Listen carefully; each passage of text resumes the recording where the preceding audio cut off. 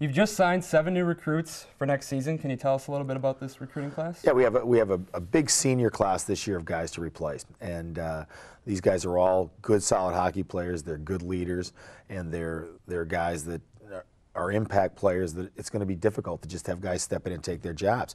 It was a big recruiting class. We've actually been working on it for a couple of years. A number of the guys that we announced the other day are guys that we had announced and signed a year ago as well, and so it's an experienced class. It's a class of guys in general that has played a lot of junior hockey, and they have a lot of games under their belt. If I break it down individually, I think we're bringing in a starting goal. We're bringing in a kid named Jared Careau, who is playing in Lincoln in the U.S. Hockey League. He's having a up and down year. We think he's a tremendous prospect. I think everyone thinks he's a tremendous prospect. Probably be a draft pick in the NHL draft this year. He's on a team that struggled a little bit, but when you're recruiting a goaltender, that's usually a good thing. You want him playing in a team where he's facing a number of shots and having to make saves, and instead of hiding behind a team that's an exceptional defensive team. So we're happy with him. We're bringing in a defenseman named C.J. Ludwig. His dad, Craig Ludwig, played defense for the Dallas Stars in the National Hockey League. C.J.'s family is from Dallas. His dad's family is from Eagle River. It's kind of a natural fit. He's a real hard-nosed, gritty competitor. We're happy to have him come in. Up front, we're bringing in a number of guys. We have 3 guys out of the U.S. League. Stefan Vigier, who is a cousin of J.P. Vigier, a former Northern player. He plays in Sioux City in the U.S. League. Ryan Doherty, a big, strong power forward who plays in Omaha in the U.S. League. And Reed Seckel, a lower Michigan kid that is playing in Green Bay. And then we went back into British Columbia, and we have a kid there named Sam Muchala, who's a high-end offensive kid out of Prince George. So we have a number of guys. We're real happy with the entire class, and it's just a matter of getting them in here and let them develop.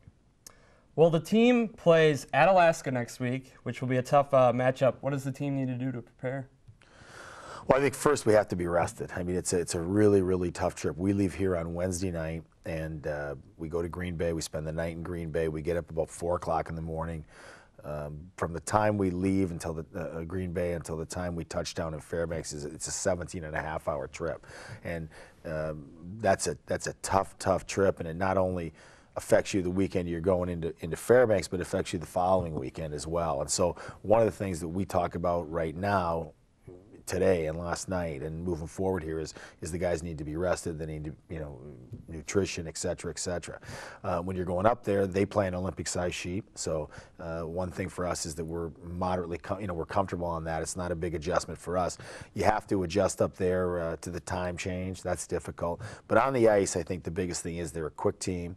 They, we've played them a number of times over the last couple of years with their new head coach, Dallas Ferguson, and they play a very sound defensive game. We're going to have to work very hard in the offensive end. We're going to have to spend a lot of time making an effort to penetrate, to get into their net front area to score goals.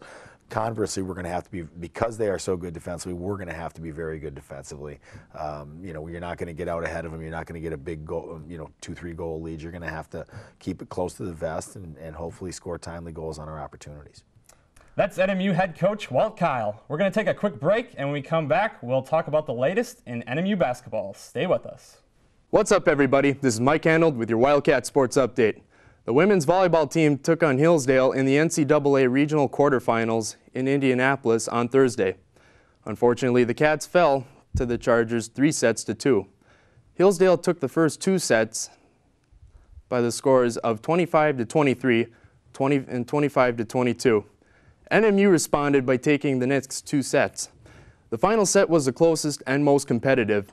After several lead changes, the Chargers took control after an 11-11 tie to shut the door on NMU by the score of 15-12. This is NMU's second straight NCAA tournament appearance and their second straight first-round loss. The Wildcats close out their season with a record of 19-12, while the University of Indianapolis won the regional. I'm Mike Hanold, and you have just been updated. Hi, I'm Northern Michigan University head hockey coach Walt Kyle, and you're watching Cat Chat. Welcome back. Joining me now is Brice Burge to talk some NMU hoops. And Brice, the men's team played Division I Green Bay this past week and took them to the limit. That they did, Pete, and they did pretty well. They lost 70-64 in Green Bay. The game was tied 32 at the half, and Northern did have a lead for a substantial part of the game. And the Wildcats were led by Mark Renalik, who had 23 points. 21 of those came from behind the three-point line. Also had big games from the two big men, Murphy and Benson. And also had some help with Eric Hawley there, too, to have some really good defense down low, which really helped the Cats. After this type of performance, Brice, how far do you think this team can go this year? Well, it's really tough to say, mostly because of how good the GLIAC has improved. If we looked at some of the exhibition games that have been already played by other GLIAC opponents, such as Ferris State, they only lost to 15 to the 18th ranked Dayton Flyers. Grand Valley and Northwood University, they lost by 23 and 21 points respectively at East Lansing against the Spartans. And don't forget, we've got the Findlay Oilers, who were the Division II champions last year. But looking at the schedule, looking at the improved play down low with the big men, and the fact that this is a good, responsible team, I'm going to pick us to go 15-11 overall and second place in the GLIAC North, though the second spot, which is so important because that means a home playoff game, is going to be really close in between Northern, Michigan Tech, and Grand Valley, but I ultimately have Lake State being that #1 seed from the North. Now, Brice, the women's team opened up their season as well this week with a dominant win over Northland College. It was dominant, especially on the scoreboard. Not very many other places, unfortunately, because we beat Northland 65-32, and that was led mostly through our starters. The 5 starting players shot 76% from the floor for a good amount of points, and that's always something that you need because that's the reason why you have them starting. However, there were multiple problems with turnovers. We had about 8 more turnovers than the Division III school, and most of them came from the fact that they stole the ball away from us 9 more times than we did them. However, the biggest thing that I saw from this is that our offensive rebounding was solid, and that was a problem that we've had with the women's team in the past. They were 8th in the GLIAC last year, but if we can keep our offensive rebounding up, we can keep those close games close and turn that around for victories in the future. Well, Brice, expectations for this team are pretty high this year. What's your prediction for the team? Well, the expectations are high for many reasons. We've got a lot of returning players, though we did lose Kelsey Deacon. That's obviously something that you just can't replace. But we did pick up Dunham from Wisconsin, yeah, one of the Big Ten players of the year last down there.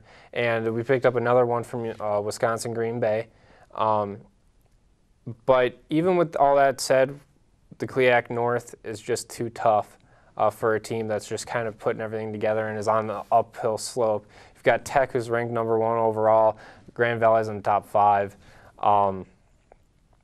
So even though this is an improved season, again, last year was obviously an improved season, but I'm going to pick them to go 13-14 overall and 10-12 in the GLIAC and have that 7th overall seed. So they'll be in the GLIAC conference tournament again for the 2nd straight year. Well, it should be an interesting year to watch. That's going to wrap up this week's edition of the show. For Brice Burge and the entire Cat Chat crew, I'm Pete Francis. Until next time, go Cats.